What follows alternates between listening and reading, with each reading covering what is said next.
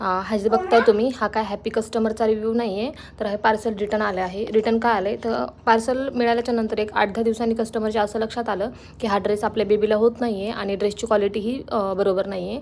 ठीक आहे, पण जेव्हा तुम्हाला एक्सचेंजमध्ये हवा असतं ड्रेस, तेव्हा तुम्ही जो ड्रेस तुम्हाला मिळाला होता तो ज्या कंडिशनमध्ये मिळाला होता ॲटलिस्ट त्या कंडिशनमध्ये रिटर्न करा.